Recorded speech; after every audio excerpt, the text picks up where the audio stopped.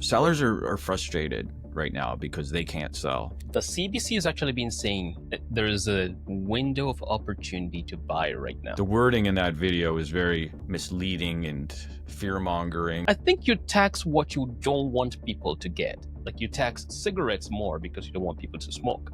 You tax processed food more because you don't want people to eat bad food. But you want people to own homes, then you shouldn't tax it to death. So why do we need $10 a day daycare? Or why do we need daycare in the first place? Because both parents have to go out and work and they still can't afford a home.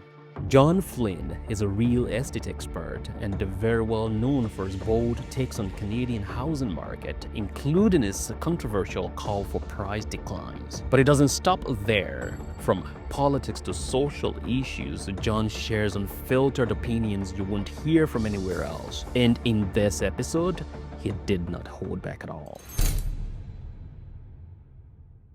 Yeah, lots of it. How do you feel generally about the last few months? Nothing really bothers me too much with anything like with the markets. Like nothing is unexpected. Everything is as I would expect it would be for this year. I just didn't know what the catalyst was going to be. I thought that we were just going to get higher unemployment numbers, which we will and we have, but they're going to keep increasing, and maybe some bankruptcies and some big corporation or some mid-sized corporation that would spark some sort of sentiment change. But the sentiment was changing before the tariff situation. It had been changing for the last few months, and nothing has happened so far with the tariffs. That's the funny thing. Like the tariffs, everyone's talking about the tariffs. I think it's a good scapegoat for the politicians right now. I still believe that they should have said nothing, any of them. Just ignore it and whatever. Tariff us, okay, we'll deal with it. We'll figure it out. But it's just not, I just don't think it should have been handled that way by the politicians. But that's all political. But when it comes to like Canadians, like nothing's changed. Like oranges are cheaper, US oranges are cheaper. They're 30 cents a pound cheaper. Strawberries are like,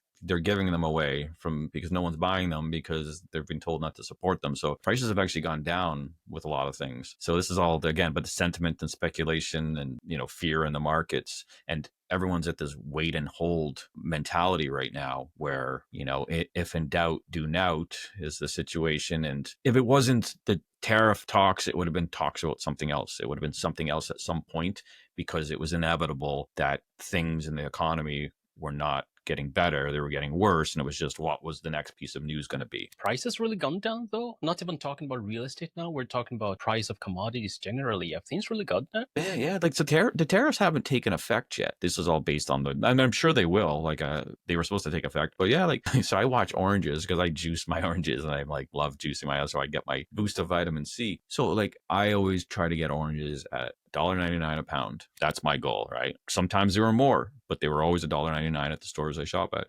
And now it's $1.69 the last time I went. And they were US oranges, but it's because nobody's buying them. They have to discount them to clear them out now because they're boycotting them. Maybe the other ones have gone up from Mexico. I didn't really look. Look at gasoline. Gasoline last week in Ontario was very low. It was $1.35 or $1.37 a liter where I'm from. It's higher now. So gasoline has gone down because of probably the demand in oil. So like this right now, what's happened is all this talk of tariffs and this is going to happen and these bad things are going to happen. Everybody went into survival mode and just, okay, let's keep what we can. Let's preserve our wealth. Let's preserve our savings. Let's not spend anything. This is what's happened when there's uncertainty. And if it wasn't that, something would have created uncertainty, whether it's big layoffs at a big corporation or something down the road in a month or two from now. Who knows? Yeah, but I wonder really if prices have gone down. I think you have a good point when you're talking about prices of items, US versus Canada. And I think I should say you're not part of the elbows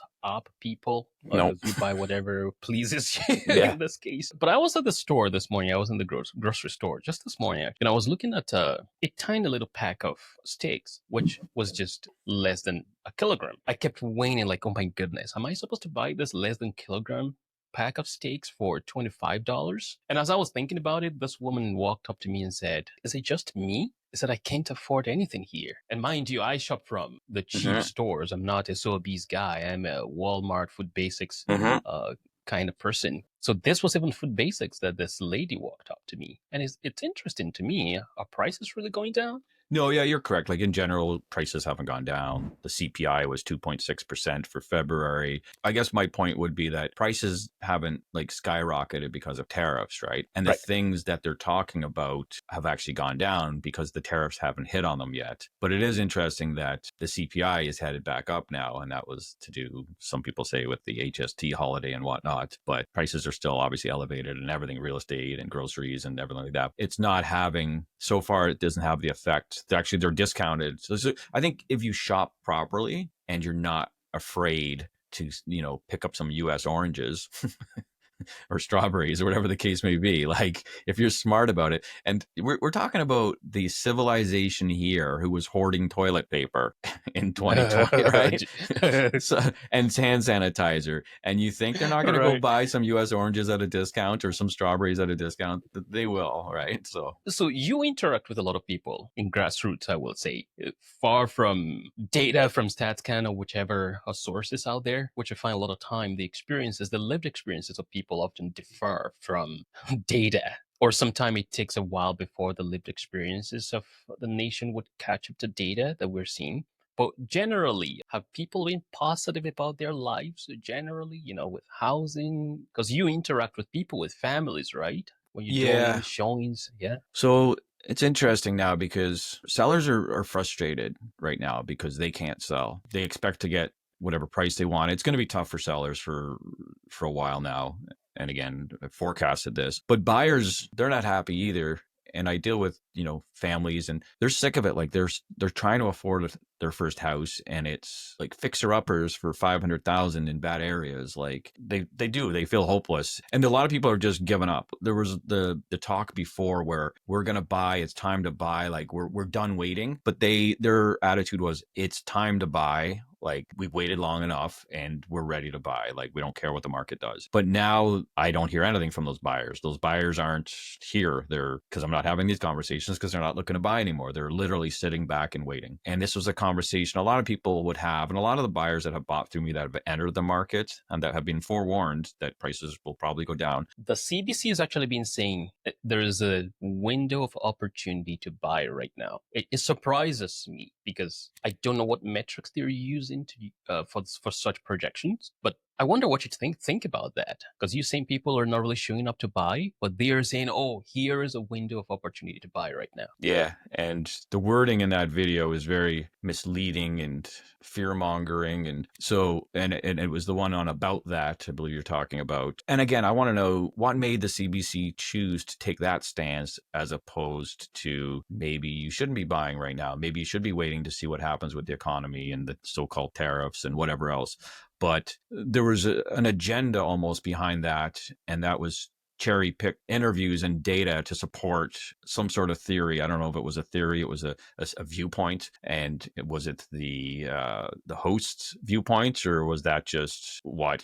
Looking for clicks? I don't know, but it might, and you say it could be a small window of opportunity. So there was no data to support that. It is a small window of opportunity, and this is what's going to happen. It was just comparing it to COVID when they opened back up in May and June and the prices started taking off and interest rates were 0.25% at the Bank of Canada and 1% variable rates, even less for some people. So they were comparing that time or now to a different time. So they were using this biased opinion based on the fear of missing out. People feel like they've been abused, like a victim.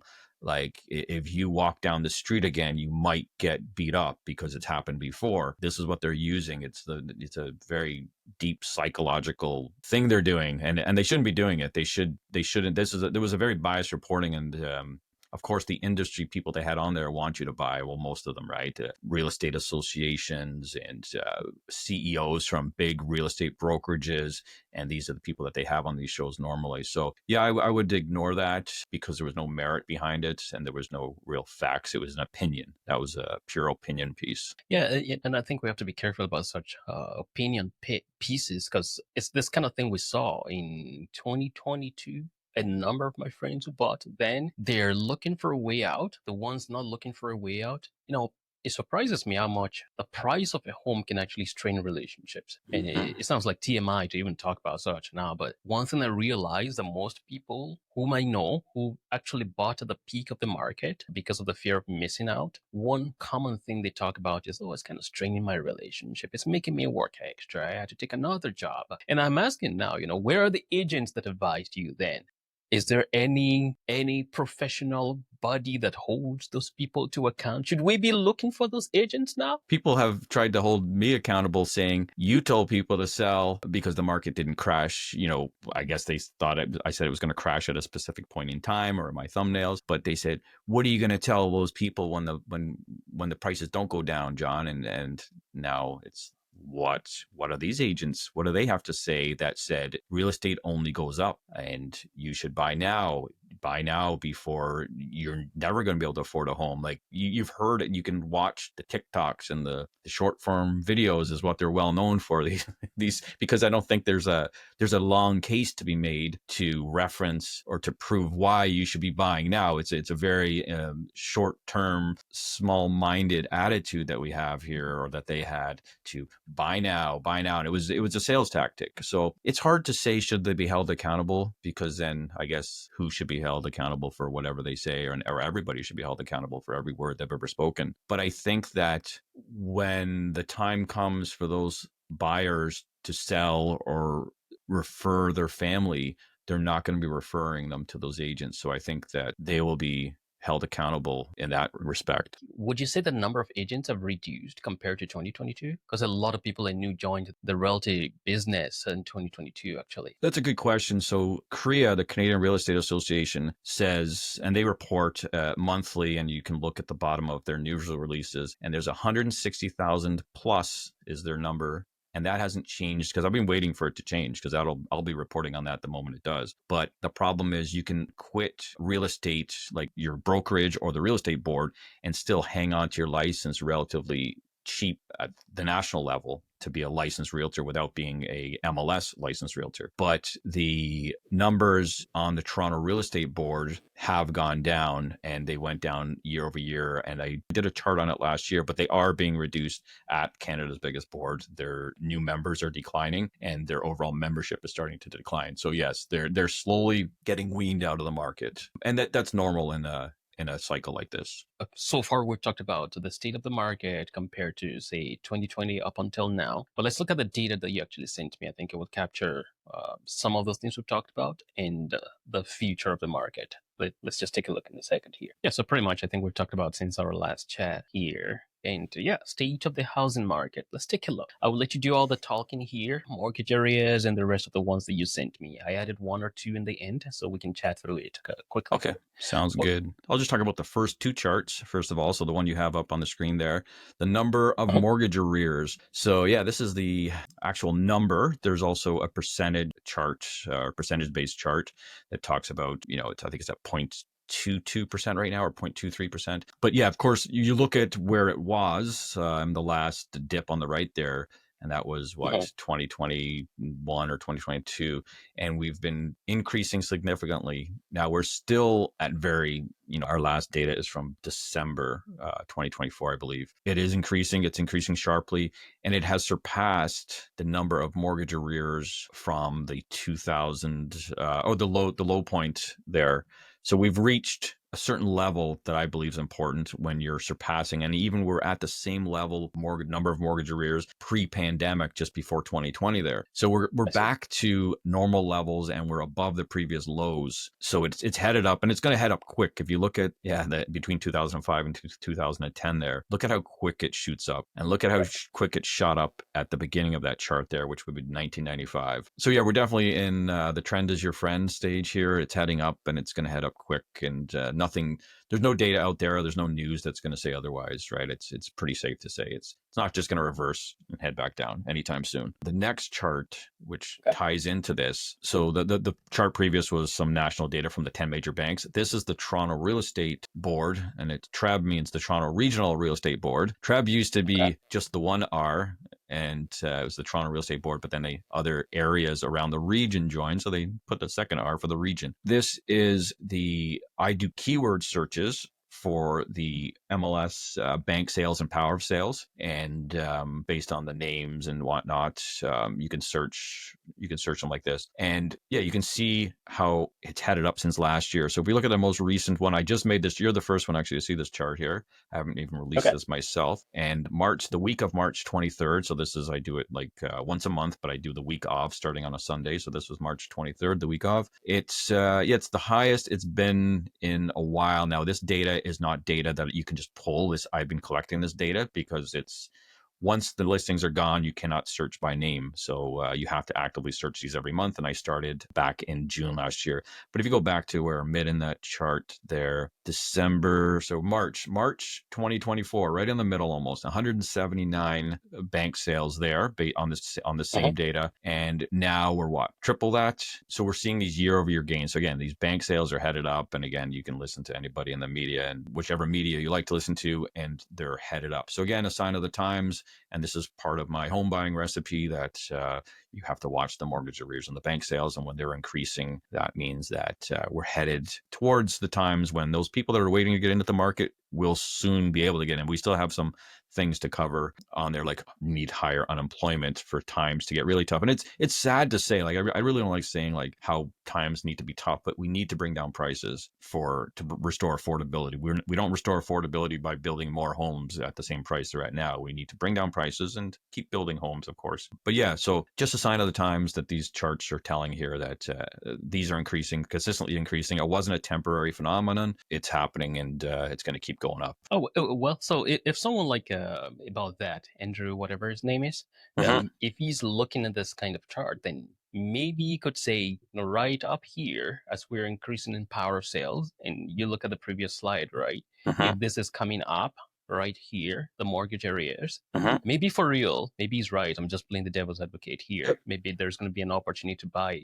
here, or maybe sometime soon. Yeah, so it might be tough for him to incorporate this because this chart shows and the data shows that it's going to get worse. So it's like it wouldn't support his theory at all, this chart. I think he would say when things get really bad, it would be a great time to buy, but it's not an immediate urgency because they haven't reached the highs yet. And this probably is the most accurate indicator. When those mortgage arrears reach their peak, and we don't know what that peak, when it will be, because it could go higher when we think we reached a peak, but they're going to go up to like they were in the last peak there after around 2010, right? When they've reached that peak, you could probably say it's safe to buy, and that we're in a good part of the cycle where you're not going to see too much more downside on the prices. Again, from my research, I think maybe within a year after, you might still see some price declines, but you're going to reach those. And it's probably going to be 2026 to 2027 when these things peak. So within that range somewhere. So we're like a year out, from a year to two, depending on how the cycle and how much stimulus they pump in, try to stop to stop the bubble from popping. Or the air is coming out slowly right now, right? It's not coming out fast. Let me just hold you in here 1 second before we go to the next slide.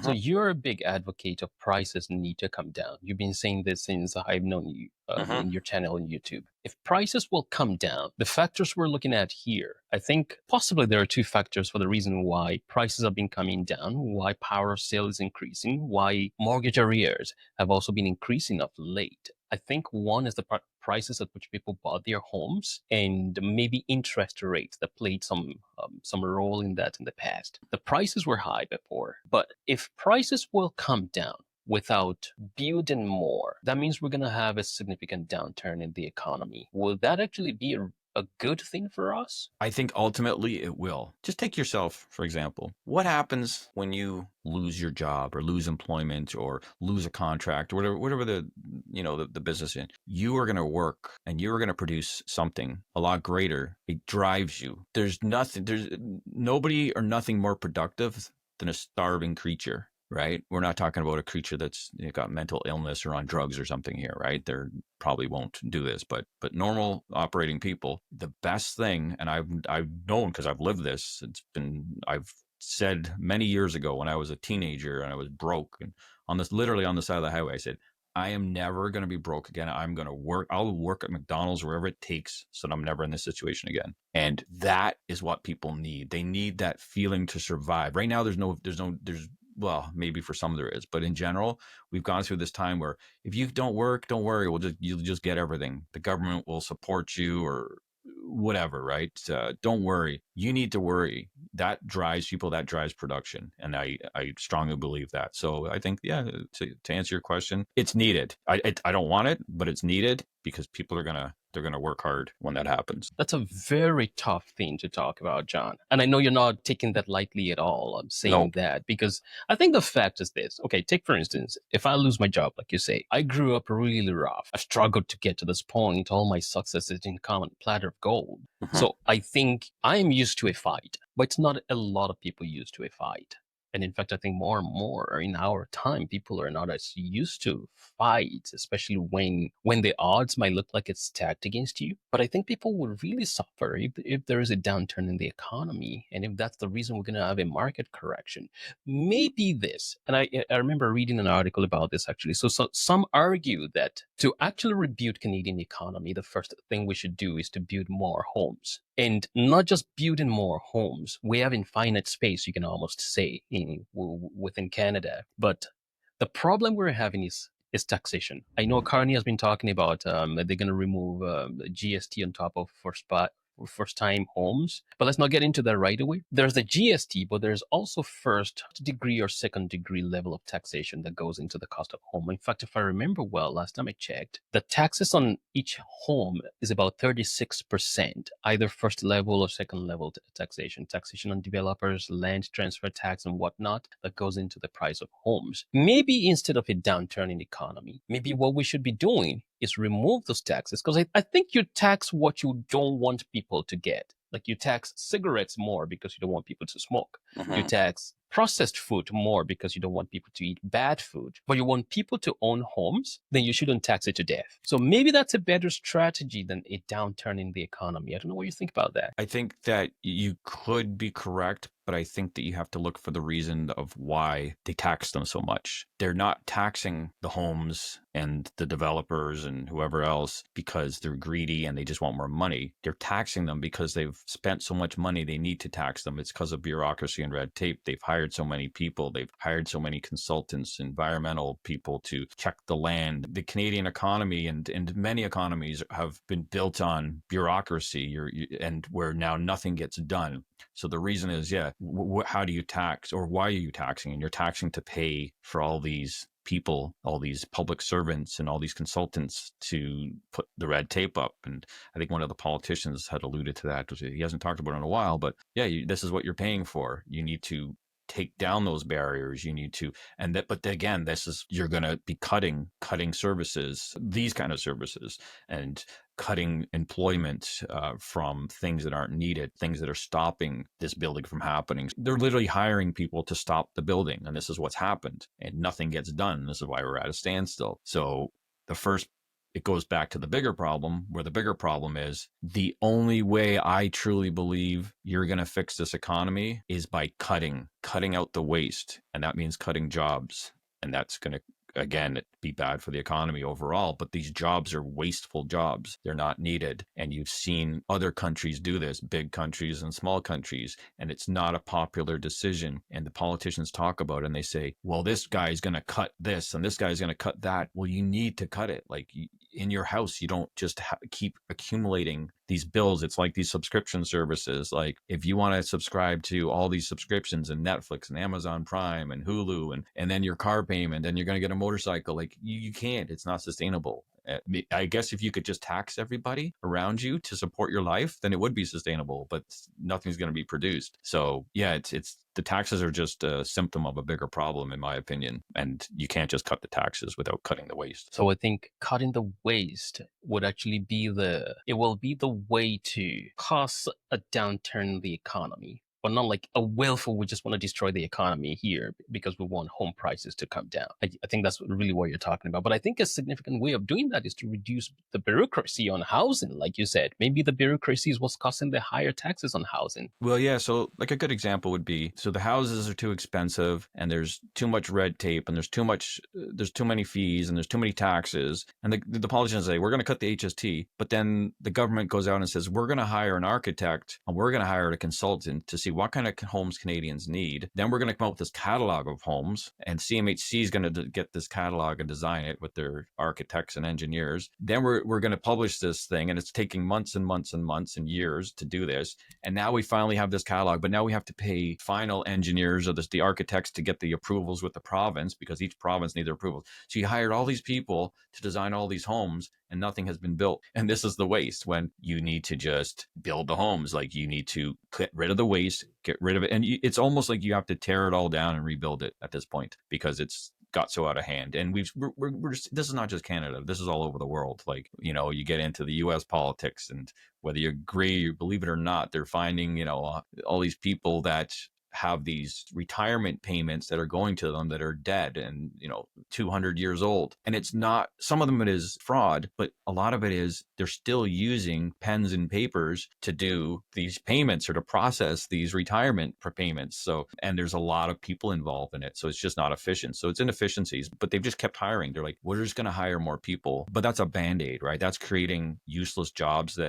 But these people are putting up more red tape. I run my own small boutique real estate brokerage. It's just me and some other people, but I just do it to do my own thing. Last time I had an inspection, it was 5 years ago or something, and it's the real estate council comes in and makes sure that you're putting the money in the right spot and everything's, you know, there's no funny business going on in your brokerage, which we need that to make sure keep brokerages honest. Last time it was, we're going to come by, if you can have some bank statements out and a list of all your deals, and we can just check them, and we're going to ask you some questions. This time it's a lot more. It's fill out all this questionnaire. They want twice as many things prepared. And also on top of that, our requirements for reporting like suspicious deals has increased, and they've hired more people. The taxes are more complex. They've hired all these new CRA agents. So everything is just getting layered on. And what are they doing? They're not incentivizing me to expand a business. They're going to push small people like me out of the business because I don't have the support staff to do it. So, and this is what's happening with homes, and this is what's happening with many things. It's all based on fear. Well, there's, you know, the cartel is money laundering things. And you know what? The money laundering is happening in certain places, but it's not happening because I didn't check someone's ID when they bought a house, right? Like, but they're focused on the wrong thing, but it just keeps layering on, and it's just, life is getting more complex. They just keep layering these layers, and you're hiring these people to cover these layers. This is the government that's doing it, but there's always a reason. The underlying reason is fear of something bad happening. Right. So we need to, again, cut everything out and just get back to doing what we need to do. Like you do need safeguards, but like it's just gone overhand, just like anything. And I don't want to pick on certain things, but you know, like when there's certain movements, social movements out there, like they can't just stop at a certain level. They just have to take them overboard a lot lately. And this is the problem with everything. Everything's extreme. That's the problem. So would you advocate for a DOGE for Canada? A which? A DOGE. Oh, yeah, definitely. So like before DOGE, what's his name from Argentina, Alexander Milei or whatever his name is. Remember him ripping up Department of this, gone. Department of that, gone. And you don't hear anything. I mean, you heard a little bit, and their economy was doing bad for like once or twice. I can't remember, a few months after. But you don't hear anything now. I haven't even checked. But I heard, I don't know if it's the truth or not, but their economy is doing well. They have no deficit anymore. And it was tough. Like, it's obviously going to be tough when you get rid of a bunch of wasteful spending and fire a bunch of people from government agencies, right?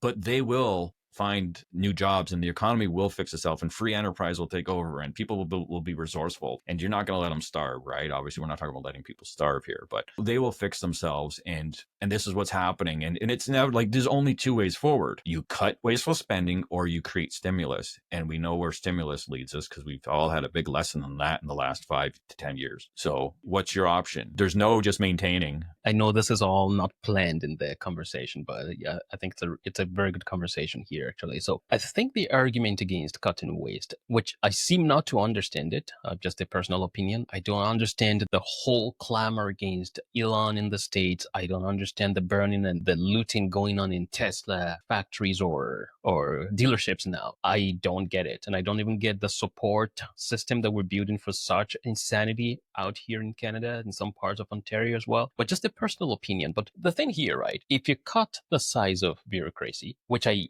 know know there's a lot of academic journal actually to support that as being very effective for any government. And in fact, that's common sense, right? If you have a gym membership you're not using, then you might as well cancel it, right? If you have a Netflix subscription and Hulu subscription, you might as well cancel one. If you're looking for avenues to cut waste in your own life personally, so why not in government, right? But my problem, even from the get-go, talking about tariffs in Canada, the first thing that the departed Prime Minister Justin Trudeau began to talk about is the fact that he was going to cushion the effect with social services for people. Essentially, we're going to pump out money like we did during COVID, and we're going to hand it over to people because of tariffs coming from the States. So if we cut down the size of federal bureaucracy or even bureaucracy at all levels, the problem we will have in Canada is that we're so used to our social security, and we're going to strain that system, tax people to death because, we cut down bureaucracy here and there. But how do you manage that kind of complex situation? You need to create wealth and productivity. So Canada is producing less and less when they should be producing more and more. So right now we're producing less, but we need more stimulus or social security resources. It's not going to happen overnight. It's going to take time, but you need to produce more. Whatever services, goods, that's what needs to happen. And in order to do that, people, unfortunately, I call it sometimes I say when, somebody says, oh, I'm getting disability for this or that. And if I personally don't agree with whatever for my reasons, because I know people, my good friend is in a wheelchair. She is quadriplegic, I should say, sorry. And she has never collected disability. So when somebody says I'm collecting disability for something else, I don't want to pick something, specific. And I say, oh, you're on the Canadian Retirement Fund, because it's like they feel like they've just reached this point where now they don't have to worry they're getting, so much a month and they can just coast by. And that's the problem. The productivity goes down when you're offering all these social incentives for doing nothing. They should have a use. People want to be useful. They don't want to be sitting there wasting away. And it goes back to our natural instincts, where if you have, and somebody did a study on this, it was in the 70s, I forget the name, but they created this, world with mice, and they gave them everything and they didn't have to survive. And, it just ended up like society's going now, and they started eating their children and not wanting to mate and all the rest of this. And this is what we're seeing with the lower birth rates and all the rest of this. And because you lose the lack to survive, and when you don't have that drive to survive or that need to survive, you lose the need to mate, you lose the need to be productive. And it's a very basic natural instincts that I believe humans have that we're losing out on. People need to feel like they're starving. They need to feel like they're going to be broke. And not everybody, but again, you need to experience this at some point in your life, and it will motivate you. And if you've never felt that, you won't get motivated. So, and was it Margaret Thatcher said, socialism's great until you run out of other people's money or something. So and this is the problem. Who's paying for these services, right? So, and then what happens? Well, you know what? I don't want to work anymore because I'll just get it for free from the government, or I'll just have more children, which, well, that doesn't happen, but, because I'm going to get more baby bonus or child care support or whatever they call it these days. And you're incentivizing people not to work, which is the worst thing for society. You want a productive society that, has meaning. And so it doesn't matter which way you slice it. We do need certain social services, of course, but we're too reliant on them, or too many people are reliant on these social services. I talked about $10 a day childcare on one of my tweets or X posts in the last couple of weeks. And so the problem with that was, so they're championing this $10 a day daycare. Like, this is great, and look what we've done for you. So why do we need $10 a day daycare, or why do we need daycare in the first place? Because both parents have to go out and work, and they still can't afford a home. I'm sure there's a lot of women or men or whoever wants to be at home with the child that would prefer to be at home with the child instead of getting $10 a day daycare and working at some career that they're trapped in to afford the rental unit or the rental apartment wherever they're living. So again, we shouldn't need two incomes. We should have one income, and one parent should be able to spend that quality time at home with the kids, child, whatever it is. And when, like my mother, when we went to school and we were old enough and she was happy and she was, you know what, my kids are in school, they got their lunches and they're going to be home at this time, she went and got a part-time job because she wanted to get out and do something, and that was great. But we're way past that point. Now they have to work, and they have to get this daycare. And now the government has to be involved in the daycare, which again, there's like a 4-year waiting list, I heard, for most of it. This is not what people want. deep down inside, like, yes, women wanted to get out and work and have the right to work and all the rest of it, but we're past that point. Now they're like slaves. They have to work, men and women, whoever Yeah. wants to stay, right? It's not good. I totally agree with you. I'm at that phase right now, and it's a tough decision because you really can have one person working. And if you have a regular job, you won't be able to afford anything. You won't even be able to put gas in your tank after you pay your mortgage with the situation of things right now. So yeah, I totally see your point. The way I look at that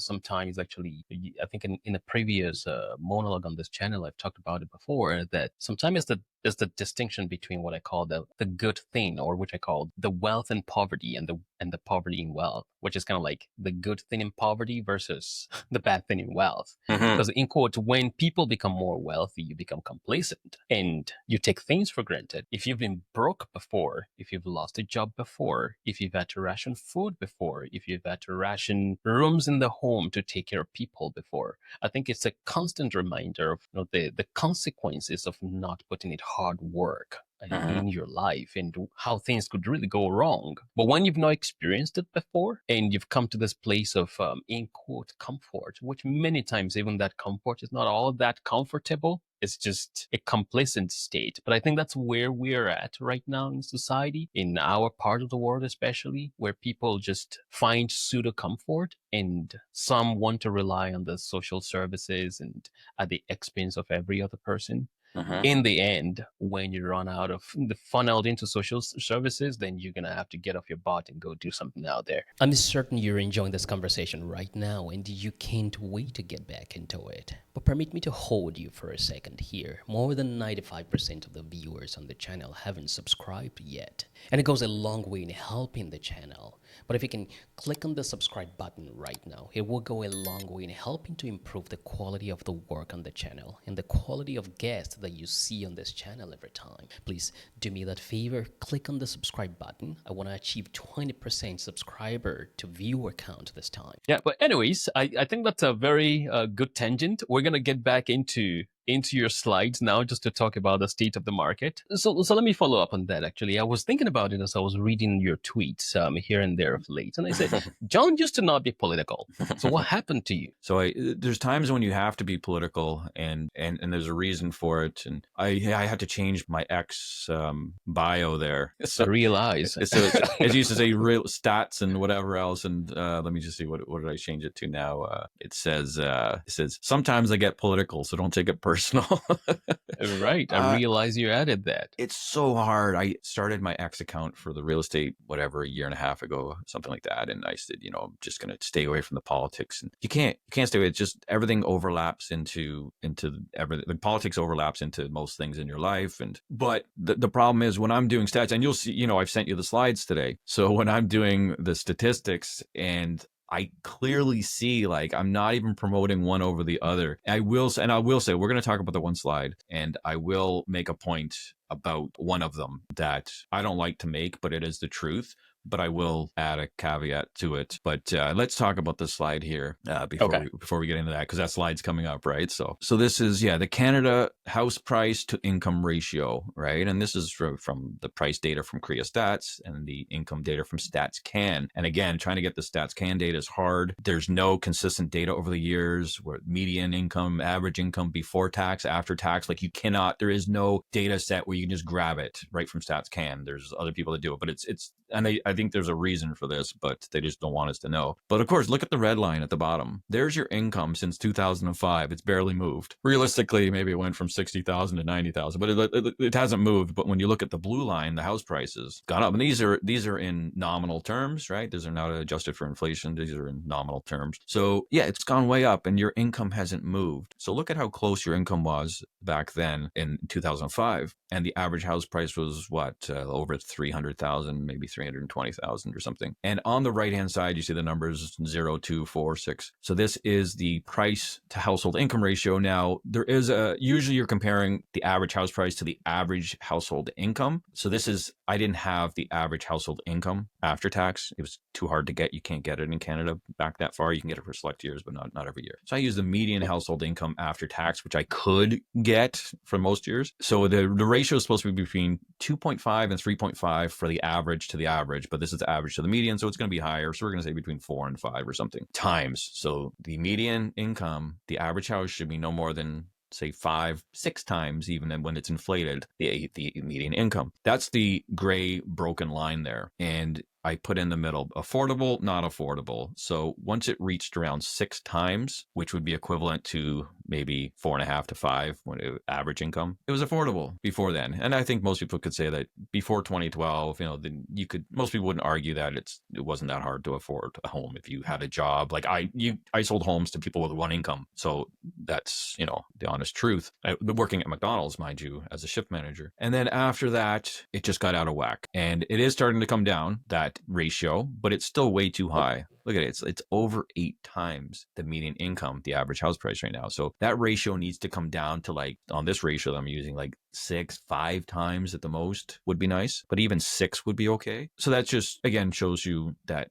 how far off we are, and it has a long way to come down. And how's that going to happen? Well, hopefully our wages go up, but our wages can't double, because if they did, that would just drive inflation. So house prices need to come down, and wages need to 5% a year, and hopefully house prices come down and we can get that ratio closer. But right now it's so out of whack. Look at the historical thing on this. Like, you're looking at, like, in the 60s and 70s and 50s, based on this, the median, it would be like 3 to 4 times. So we are way above. Like, I'm talking the minimum it needs to come to is like 6. It really needs to be between 4 and 5 on this chart. So then the average house price, if it's going to be affordable right now in Canada, would put us right around 450,000. Yeah, I just talked with somebody on my last meeting about this. So let's look at realistically. Say it's $500,000, 500,000, right. But in 4 to 5 years from now, after wages have caught up or increased that 3 to 5% a year, would maybe make sense, maybe 550. But yeah, it needs to come down to 500,000 and have some time in there for wages to catch up on top of that. 450, yes, of course it does, but I don't think that would be realistic, just based on the amount of liquidity and money printing and whatever else. But anyway, it needs to come down significantly. That will be a good day for Canada, really. Yeah, and it's still, though, it would still be, and you can't base house prices on interest rates, right? You can't say, well, interest rates will just go back to 2% and everything will be fine. Well, no, it won't, because then speculation will start again and inflation will start. So you need a neutral rate, and this is what the Bank of Canada knows. Yeah, so we're at a neutral rate now, in that range. So yeah, prices need to come down and wages, but this will take time and money to fix. Okay, so let's talk about this one. What do we see here? This is actually a pretty scary chart. So this is the interest paid quarterly, and this is right from Statistics Canada. I did not create this chart here myself. Maybe I did take the data and create it, but this is right from Statistics Canada. And this is the mortgage interest, of course, times 1 million. This would be for all Canadians paid on mortgages. And you can see there, of course, before it jumped up on the right there, like 2021, almost to 2022, like prices were peaked there, but we weren't paying a lot of interest because interest rates were at ultra lows. This is why prices went up to offset this. But then when they started raising interest rates to rates that they should have been at, look what happened. So Canadians went from paying $50 billion, right. I believe it works out to. And I believe this is its annual amount. So it's quarterly, but it's annual amount. So $50 billion a year in 2021 in interest to I think there's 104,000 from my memory. So to $104 billion. So from 50 billion to 104 billion from 2022 there at the start to 2024. So in 2 years, Canadians. That's 100%.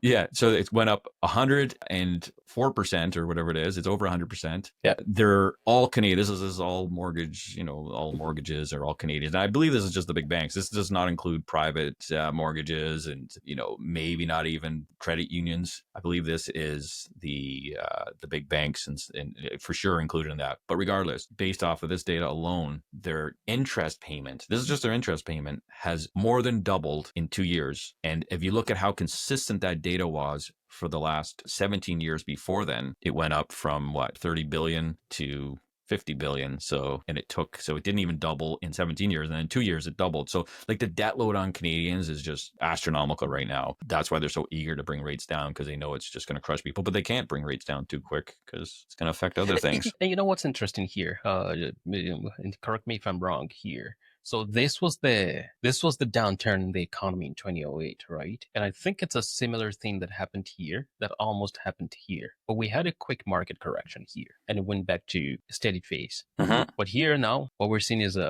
way different now. What's scary was from 2019 to 2021, or the beginning of 2022 there on that chart, prices were increasing significantly, but look at the interest is going down. And this is why prices were increasing. So people were actually paying less interest as prices were going up significantly.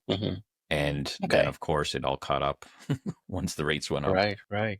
So I guess this is the slide you were talking about. Let's talk about this. Yeah, let's get political. And you know what? This is not a pitch for one party over the other. This is just the facts, because you can't deny what has happened. So this data is from Stats Canada. This is completed homes, and forget about the deficit of 406,000 home deficit. And this is based off the population increase, right? Whether it's from immigration, it got cut off there at the end, the subtitle. It takes into account the population increase at 2.5 people per household, and this calculates, okay, they obviously didn't build enough homes for that, especially when you look at 2023. Look at the deficit in 2024, even 2022. Of course, 2021 and 2020, they had a surplus, the Liberals there, because we didn't have any immigration in 2020, and 2021 was very slow. The reason they had a surplus in those years was because of zero immigration. It wasn't just like there was like almost zero immigration, but every other year, almost every other year, huge deficit, because they were bringing in more people than they could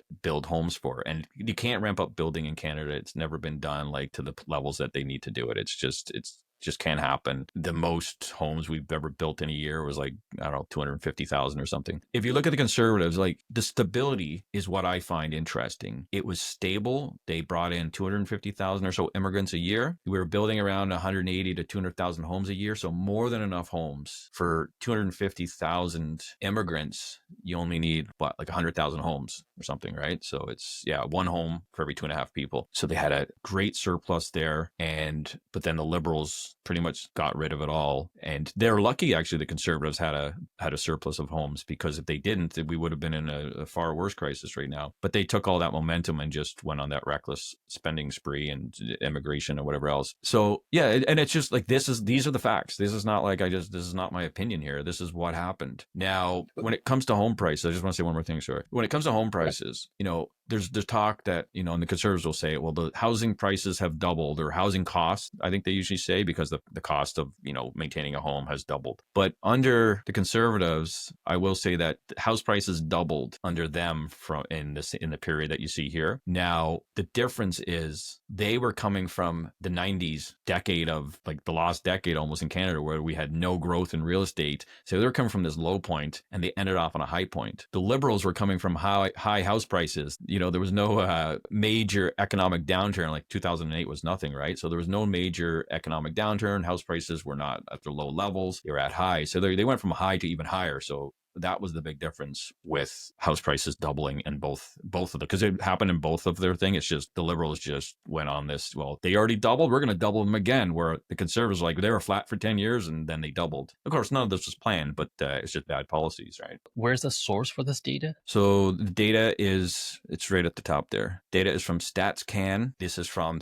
the CMHC housing completions data, and it's from the population increase, which was from Stats Canada. I think they got cut off, but that was just the equation at the top there that got cut off. But yeah, it's from Stats Canada, both the population data. So you can go to Stats Canada and get population by year and just calculate how much it has grown each year. And the CMHC housing data, which is also provided by Stats Can. So all from Stats Canada. So, all right. So let me play the devil's advocate here, because I just want to make sure I don't agree with you, even if I agree with you in my heart. But there's a decline here in the surplus, right from 2016, and I think that's right after Trudeau's administration started in 2015. But we had a surplus here, right, in 2020, 2021. What would you say is responsible for that? Because it's the same administration, and right after, can we blame COVID here? So that's the reason why since then there's been no surplus? Yeah, so we've been very consistent under both governments in the last 25 years, where our housing completions have ranged from 180,000 to 220,000 per year. So we've been very consistent on the completions.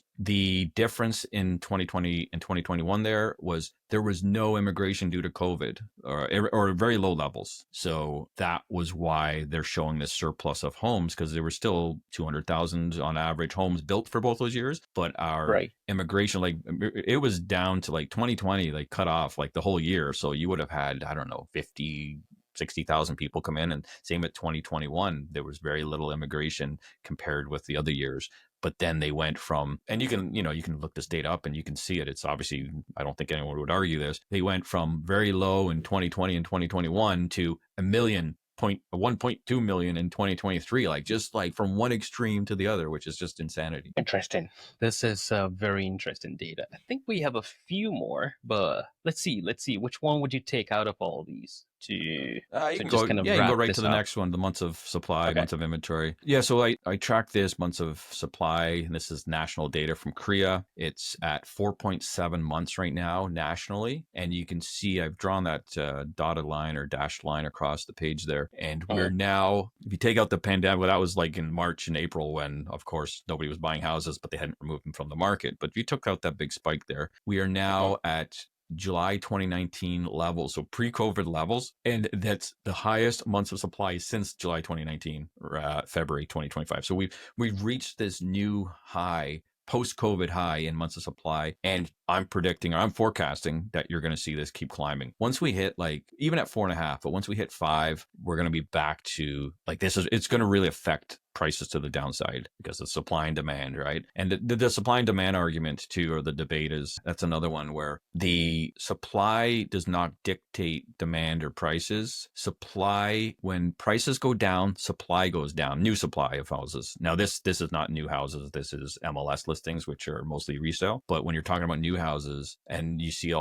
can read it in the news now, like housing starts are down because prices are going down and sales are down. When prices are high and prices are going up, housing starts go up. More homes get built because, of course, the builders are like, I can sell this house for $1 million or $2 million. They're going to build more. So nobody's going to build homes when prices are down. I guess my point is, like, if you're a builder and the prices are down again next year, you're not going to say, hey, that's a good time to start building homes. No, first you have to acquire the land, but you probably have the land, and the builders have the land. They're not building because they know they can't make any money right now because they overpaid for the land, most likely. Right. Let's power through this last two slides here. These are month over month change, right? Yeah. So this is the month over month changes. So from this is February month over month. So from January to February, the price change, and we usually see the biggest increase, month over month increase out of any month from January to February, because it's, we're past January and in February is the biggest. It's not like April's not the biggest increase. It's always February. And this is national data from CREA. And you see every year we see a month over month increase. This year was the first month over month decrease in recorded history. And other data only goes back to 2005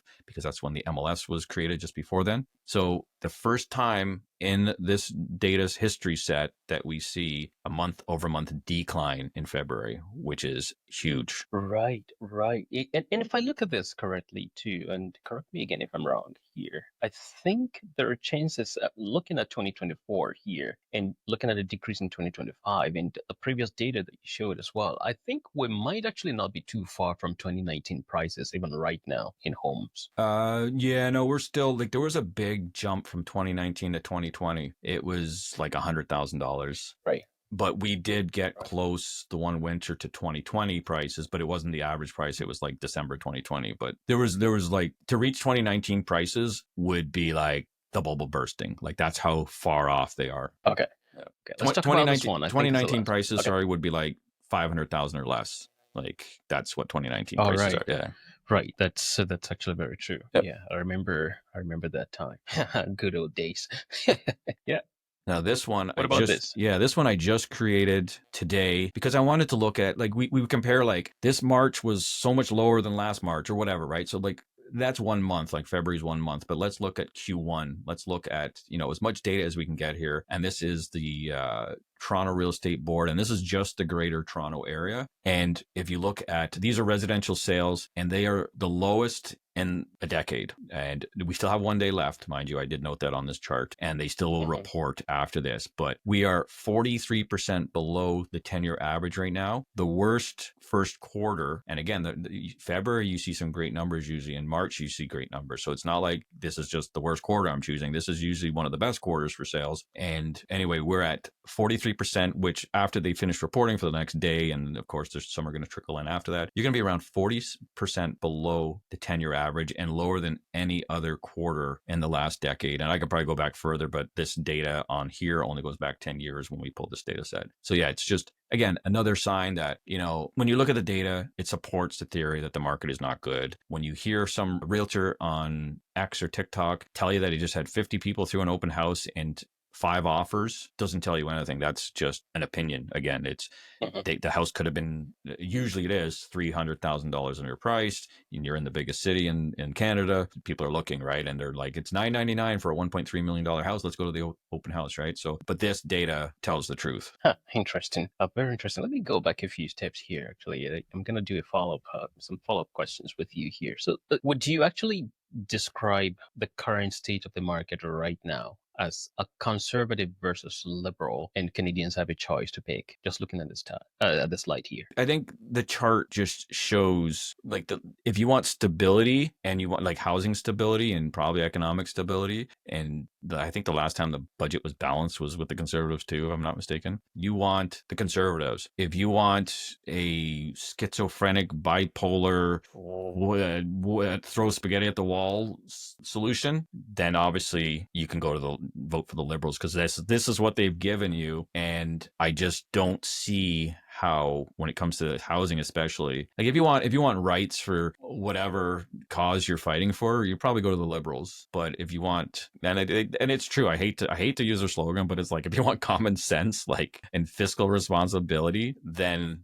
vote the Conservatives. But again, if you want social handouts and whatever else comes along with it, then vote for the Liberals. But I know who I'm voting for, because I'm a realtor and I want stability in the housing market, and we're not going to get there. The housing market is going to look like that chart. It's going to be ups and downs, and this is what it looked like, where under the Conservative government, prices increased gradually, and then they dropped a little bit. It wasn't too extreme in 2008, and everyone praises us how lucky we got. And some people will say, well, Mark Carney deserves, he was the Bank of Canada. But regardless, it was under the Conservative leadership. I'm not voting on identity politics or wedge issues. I'm just voting on it's time to buckle down, do some work, and pay the bills, right? So this is what I'm voting on.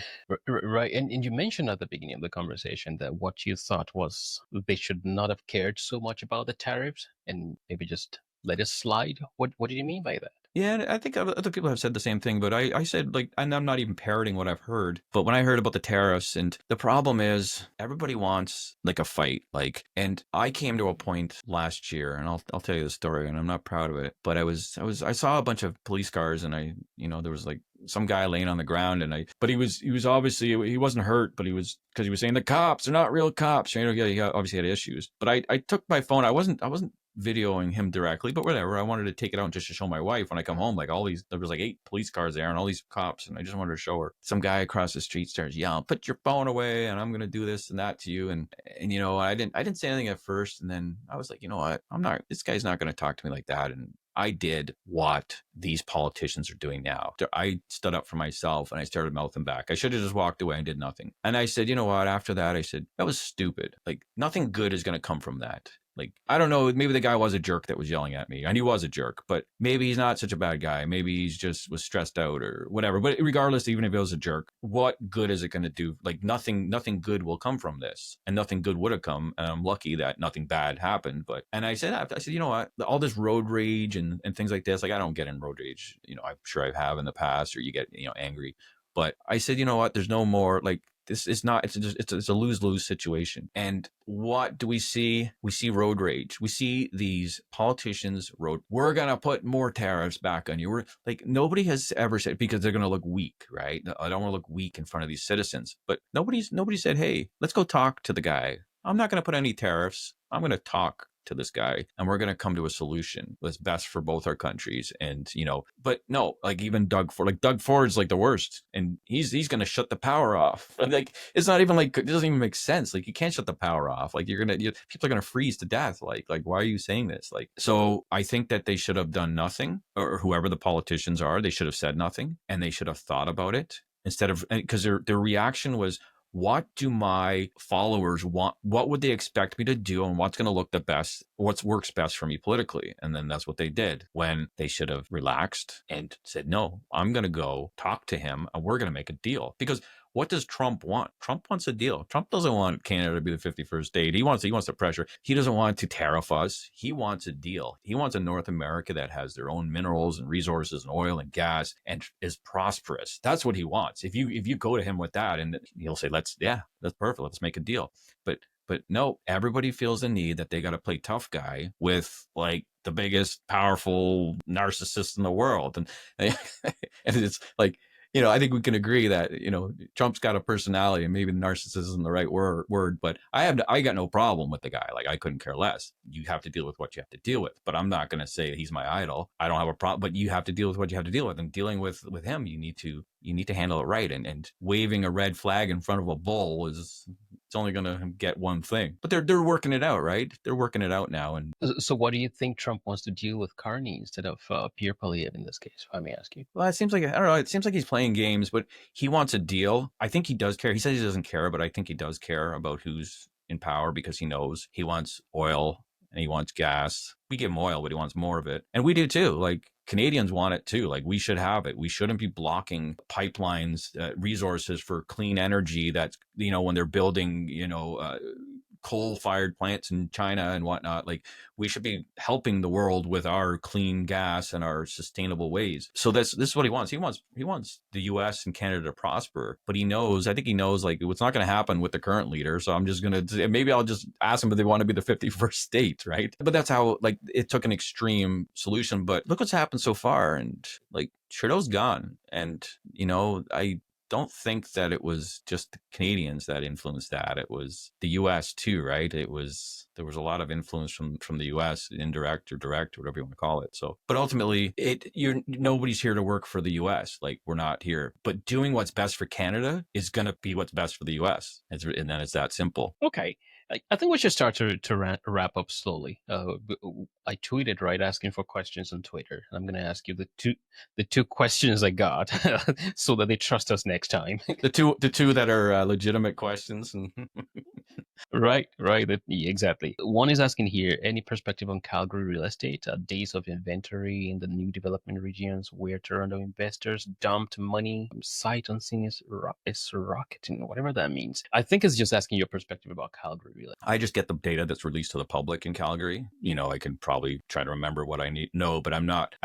Generally speaking, hearing anecdotal stories. I will start with, actually, I know a realtor, and he told me after the peak, I think it was late 2022, he called me and he asked me for something. He's a newer realtor, but he did very well. And he said, I bought 3 pre-construction condos, not 1, but 3 in Calgary. Do you think I should sell them? I'm like, yeah. No, they probably went up since he bought them. I don't know when they were completions, when the completion was, but there are lots of speculators and pre-construction buyers that have gone to Calgary and Alberta in general to buy. So that's for sure. There will be lots. Now the market hasn't reached a new peak this year. It reached their last peak in 2024. So the only reason most of those people bought pre-construction is to speculate, because prices are going up. And if prices don't go up, and we're probably seeing that cool off there right now from what I've heard and things I've seen, the market is cooling off. Investors are trying to dump them through assignments. So Calgary's had some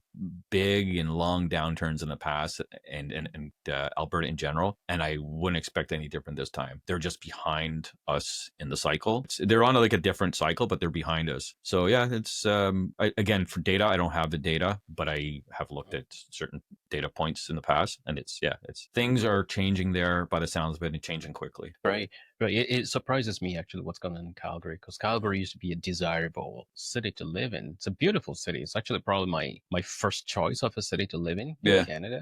They do things really big, almost a little kind of American, so it makes me like them. I was amazed by But Calgary when I went there. I couldn't believe how beautiful it was either. I said, wow, like I didn't expect it to oh be like yeah, that. oh yeah, I always go back there, especially Yeah. the mountains as well. It's a really beautiful place, but homes went from being like the upper 400s to low 800s right now, even in places like Erdry, which is on the outskirts. That's a little scary. In fact, now I think the prices out in Calgary is about the same as here in Ottawa, where I live, which I think that's a woeful situation out there. Now, Yeah. you will. Sorry, I'll add to that. So you're going to see investors and speculators dump or try to assign their units because they know they're not going to make money. And you're also going to see people move back to wherever, Ontario or BC or wherever they came from, for various reasons, that it's too far away from family, etc. I just had a call from somebody last week, and they sold in Niagara and they moved to Calgary.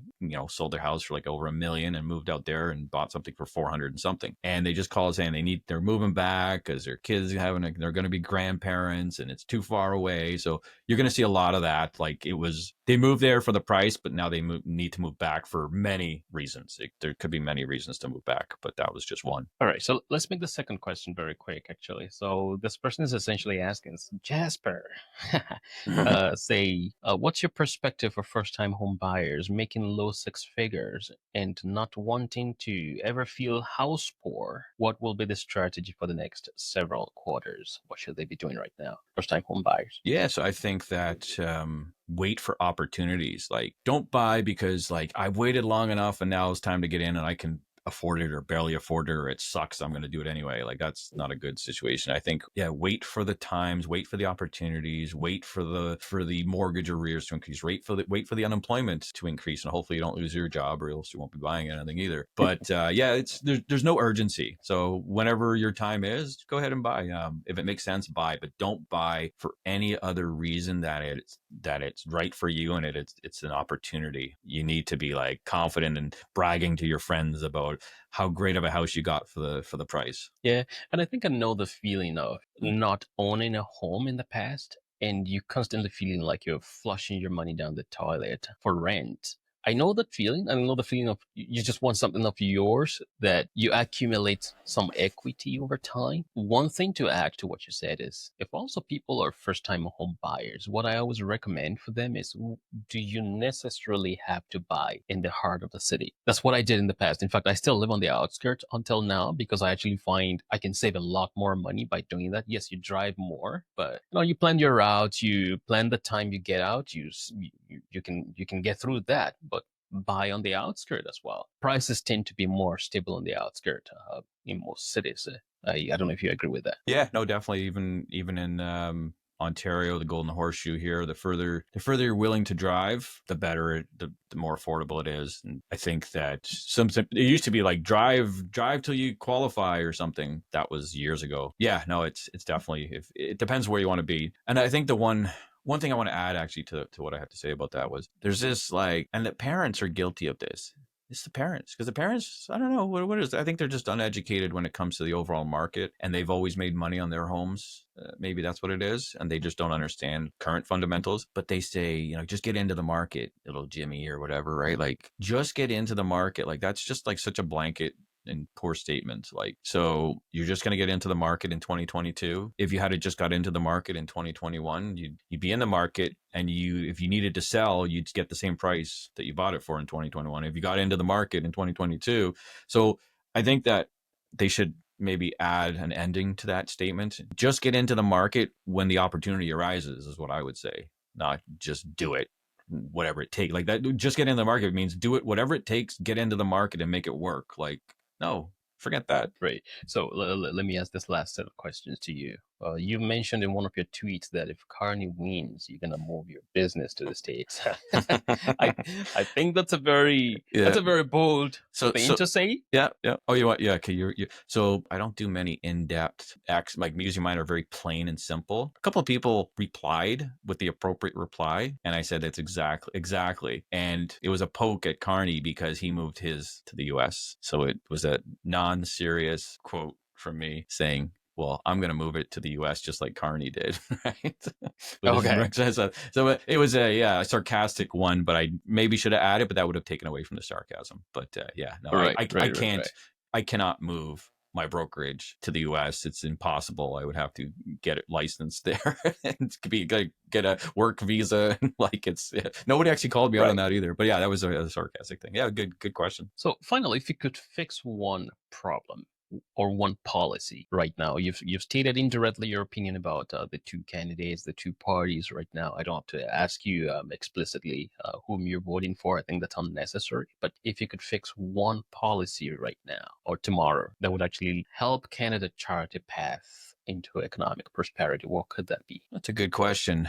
There's so many policies that you'd have to change, but just one, I would say unlock the resources, the pipeline policy, revoke that Bill C-69 or whatever that no more pipeline one is. And I guess it would be, have the pipelines built, because this is what Canada, we have so many natural resources and natural gas. Not only just have that, but have it so that we consume our own oil and gas on the East Coast or in Eastern Canada. Like right now, we're supposedly getting it from Saudi Arabia and even Russia. Like, why are we buying oil from Russia and Saudi Arabia when we have the third biggest or second or third, I believe, biggest oil reserves in the world? So I say unlock our natural resources, whatever policy it takes, because right now we have restrictive policies on them. So saying that, actually, you've not said something innovative that's not known to common sense to most people. But the question is, who will actually do it? And whoever's going to do it, who is brave enough to face the consequences that we're going to have, the barriers that we're going to have in the process, barriers in the East Coast, Canada, barriers with First Nations communities, which is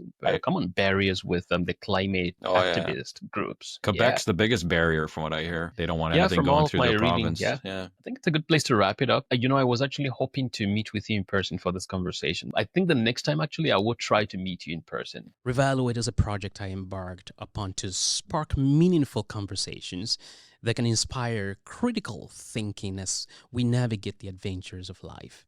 The analytics on this channel show about 95% of the viewers on the channel haven't subscribed yet. So you do me a favor by clicking the subscribe button right now. Then I'll keep my promise to continually improve on the quality of the conversations that are produced on this channel every time.